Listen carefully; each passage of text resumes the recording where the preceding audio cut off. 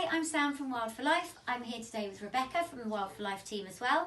And today I'm going to be showing you a game that you can play in your family or friendship groups called Sticks and Stones.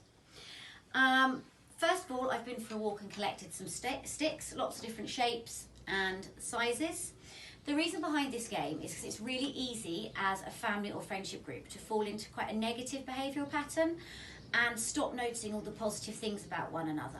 It could be called banter, it could be called stereotyping, but often in families you'll find there's one that's the lazy one that's the loud one. And this gives everyone an opportunity just to stop and think about all the things that actually we all really like about each other and tell each other those positive traits. So the first thing we're going to do is make a grid on the table out of our sticks. Now this can be any shape whatsoever. It depends sort of on how many people you've got in your friendship or family group. So today it's just Rebecca and I, but I will make this a little bit bigger just to give you a bit more of an understanding of how it works. Okay, so really encourage your children to collect these sticks and think about the compartments they're making. So if you look here, we've got 4 family compartments. One's slightly smaller than the rest of them, so you can just move your stick so it's all even, and they're all conversations you can have with your children that you're playing the game with about why somebody would have a smaller space than the other when everyone is equally valuable in different ways. So I'm going to start the game off, and you can play this in different turns.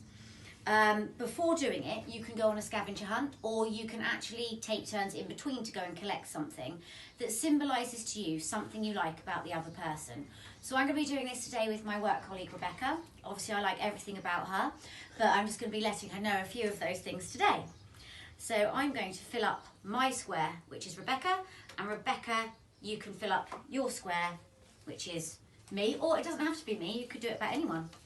But I'm here, so I'll do it about you today. Thanks.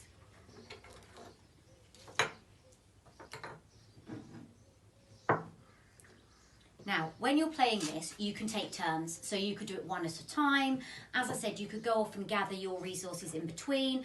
As it is, we've got some bits to hand. We've got these really lovely painted stones here that have got bees and ladybirds on, and you can also use the grid with the sticks just to play a nice simple game of noughts and crosses. Everyone outside and enjoying a game together. So ideally we'd have 4 of us, but you can do this with any number of people. I'm going to start by saying, Rebecca, I've picked these feathers for you because these to me symbolise how kind Rebecca is. They're lovely and soft and smooth to touch, and I think that when I want some reassurance, sometimes I speak to Rebecca, and the way she speaks back to me makes me feel really reassured, just like these lovely soothing feathers. I'm going to pop those back in there. I've chosen a ladybird for you, Sam, because as with nature, we have to be very careful and kind and caring about the ladybirds, and I find that in you, that you're a very caring person, and this is what I think about when I think of ladybirds. Thank you, Rebecca. I picked up these lovely hollyhock buds which haven't opened up yet, and they to me symbolise how loyal Rebecca is. Rebecca, I always feel like if there was a problem or I was upset about something, I could come to you and I could talk to you about that, and I could trust you to not break my confidence. Thank you. I've got my bee with a flower here.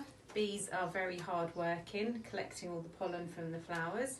And I find that in you, Sam, you're very hard working, and if I need any help and assistance with any of my work, I always feel that I can come to you and you will help me. Thank you.